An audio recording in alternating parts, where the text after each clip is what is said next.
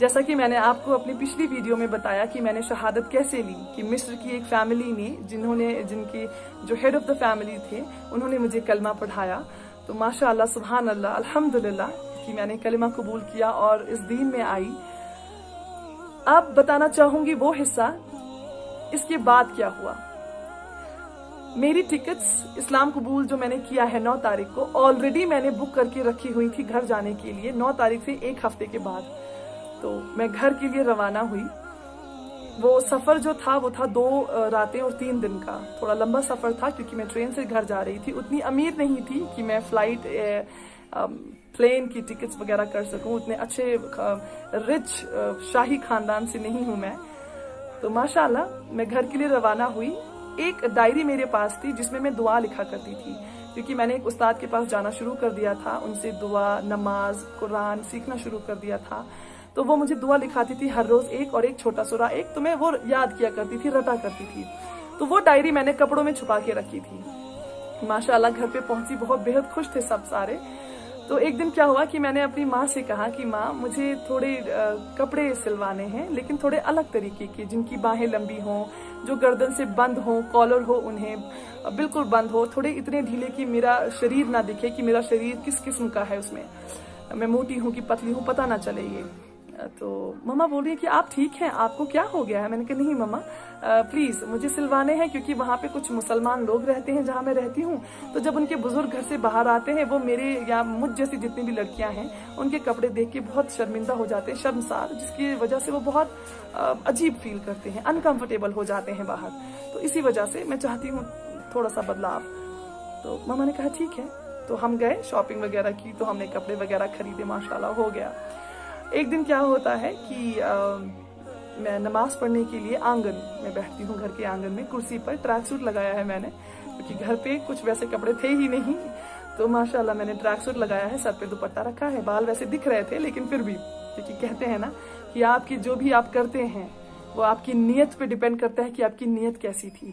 हो सकता है कि आप दिखावे लिए कर रहे हो और आपकी नीयत खराब हो, लेकिन मेरी नीयत साफ थी खुदा को लेकर। तो मैं नमाज कर पढ़ने के लिए बैठी आंगन में कुर्सी डालकर। तो मेरी माँ जो थी वो झाड़ू लगा रही थी। झाड़ू लगाते लगाते जब वो मेरे करीब पहुंची, मेरी माँ ने कहा कि जरा हट जाइए। मैं चुप, बिल्कुल चुप, क्योंकि मैं फर्ज नमाज में, असर का वक्त था, मैं फर्ज नमाज में थी, नियत कर चुकी थी। अल्हम्दुलिल्लाह कि वो मेरी आखिरी रकात थी। तो माँ काफी देर तक कोशिश करती रही, मैं कुछ बोल ही नहीं रही, उन्हें बहुत गुस्सा आया। तो जब मैंने सलाम, थोड़ा सा गर्दन हल्का सा इधर नजरों को फेर कर, हल्का सा नजरों को इधर फेर कर सलाम फेरी, तो मैंने बोला क्या माँ, मैं सोच रही थी, मुझे बहुत इंपॉर्टेंट 300 नंबर का प्रोजेक्ट है, उसके बारे में सोच रही थी, मैं गहरी सोच में थी, कुछ आइडिया लगा रही थी। तो माँ ने बोला आपका दिमाग ठीक है, इतना भी क्या आप सोच में डूबी हैं।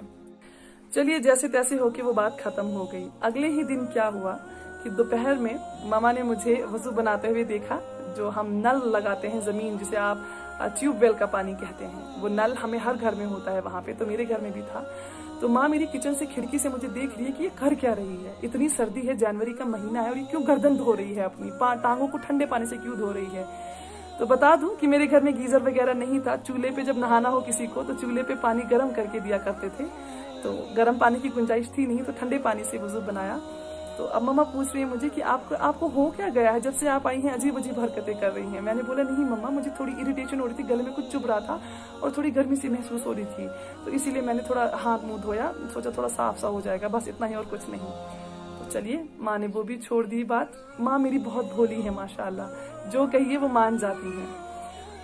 अब क्या हुआ कि मैं सुबह के 4 बजे उठा करती थी, वजू बनाती थी, और हम रजाई लेते थे चूंकि, तो रजाई में पूरी ओढ़ती थी, जिस तरह मैंने हिजाब निकाब लगाया है इस तरह ऊपर से वो पूरा गिराती थी और बैठी रहती थी, हिलती डुलती कुछ नहीं थी, सिर्फ इशारों में नमाज दिल में पढ़ रही हूँ चुपचाप, मुंह से कुछ निकाल भी नहीं रही हूँ कोई अल्फाज।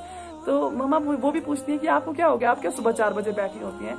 अब मैं वहां पे भी झूठ कि मम्मा मैंने मेडिटेशन करनी शुरू की है, तो मैं योग जिसे हम कहते हैं करना, योगा करना शुरू किया है, तो ये बड़ा सेहतमंद होता है, शरीर के लिए अच्छा है, दिल के लिए अच्छा है, दिमाग में सुकून देता है, तो इसीलिए मैंने मेडिटेशन शुरू की है, तो आप फिक्र ना करें। चलिए कोई बात नहीं, मम्मा ने वो बात भी मान ली। अब एक रात क्या हुआ कि मैं और मम्मा और मेरी बहन सो रहे थे।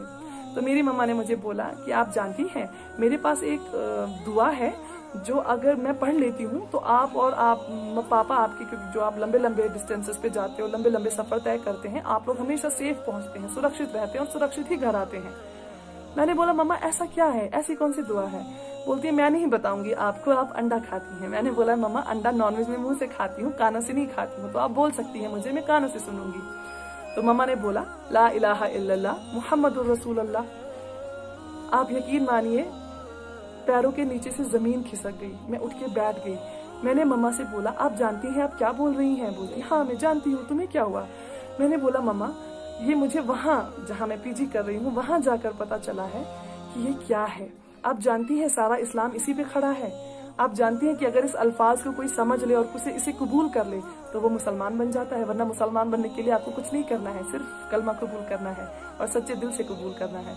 तो उन्होंने थोड़ा सा चिड़चिड़ा होकर बोला मुझे ये सब नहीं पता, मुझे सिर्फ इतना पता है कि जब भी आप या आपके पापा लंबे सफर पे जाते हैं या कोई भी लंबे सफर पे जाता है घर से, तो मैं ये दुआ पढ़ लेती हूँ तो सब लोग सही सलामत पहुंच जाते हैं।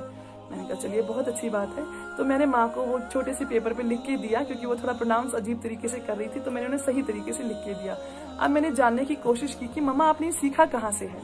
तो माँ ने बताया जब हमारी शादी हुई थी तो आपकी दादी जो है, क्योंकि मैं शादी के 1 साल बाद पैदा हुई थी, मम्मा पापा की शादी के बाद पैदा हुई थी 1 साल बाद, तो अगर मैं 24 की थी तो उन्हें 25 साल पहले मेरी माँ जो दादी थी उन्होंने बताया था कि ये लाइन पढ़ा करो हर वक्त, आपकी सारी दुआ कबूल होगी, आपके घर में सब सेफ रहेंगे।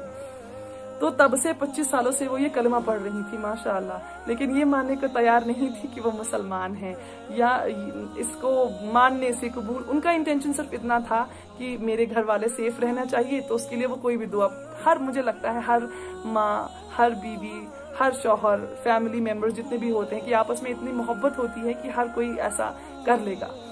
तो चलिए अब मेरा वापस आने का वक्त था, तो मेरे पापा पगड़ी बांधते थे। तो पगड़ी बांधने के लिए 2 लोगों की जरूरत होती है, क्योंकि उसमें प्लेट्स बनानी पड़ती हैं। तो एक कोने पे मैं थी पगड़ी के और एक कोने पे पापा थे, तो हम प्लेट्स बना रहे थे। तो पापा ने बोला बेटा एक बात बोलूं आपसे? मैंने कहा जी पापा बताइए। पापा ने बोला आपको पता है जहाँ आप रहती हैं वहाँ बड़े मुसलमान हैं? मैंने कहा जी पापा। बोला आपको पता है उनकी दुआएं बड़ी ताकतवर होती हैं, बड़ी पावरफुल होती हैं, अगर आप उनकी कुछ दुआएं लाकर मुझे दे सकती हैं तो बहुत मदद होगी। मैंने कहा पापा तो मुसलमान ही क्यों नहीं बन जाते हैं? उन्हें बोला आप चुप रहें, मैंने आपसे ये नहीं कहा, सजेशन नहीं मांगी, आप मुझे सिर्फ दुआएं ला के दें। उनकी दुआएं में बहुत असर होता है, अगर आप कुछ मांगते हैं और वो दुआएं पढ़ के मांगते हैं तो वो पूरा हो जाता है। मैंने कहा चलिए कोई बात नहीं। अब दिल ही दिल में सोच रही हूँ अल्हम्दुलिल्लाह कि मैं उस दीन में आ गई, अल्लाह ने मुझे सुन लिया, अल्लाह ने मुझे समझा दिया कि वाकई ये दीन कितना खूबसूरत है, कि अल्लाह के कितने करीब है। गैर मुसलमान इस दीन की दुआएं चाहता है, अल्लाह के कलाम को पढ़ना चाहता है, हुजूर सल्लल्लाहु अलैहि वसल्लम की कही हुई बातों को पढ़ना चाहता है। उनको लगता है कि उनकी बातें जो है वो कबूल होंगी, उनकी जो ख्वाहिशें हैं वो कबूल होंगी, क्योंकि इन दुआओं के पढ़ने की वजह से। तो उसके बाद मैं वापस आ गई।